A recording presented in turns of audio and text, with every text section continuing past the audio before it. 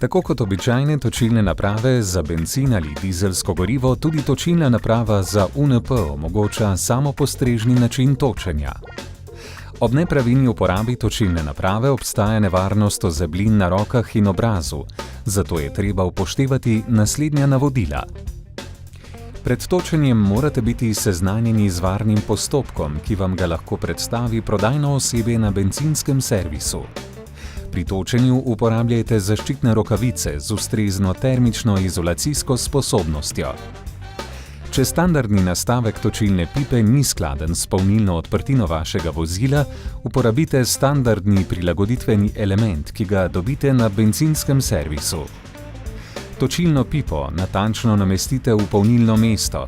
Tesnilno gumo na točilni pipi potisnite do polnilnega mesta na vozilu tako, da v celoti nasede na polnilno odprtino.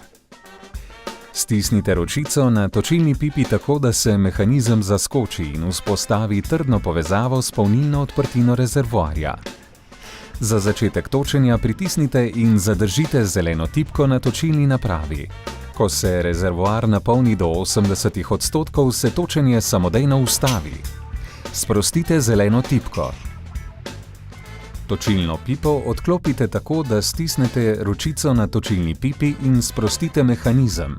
Pri odklopu točilne pipe lahko iz odprtine rezervoarja brizgne manjša količina goriva, ki lahko povzroči ozebline, zato uporabljajte rokavice in bodite previdni.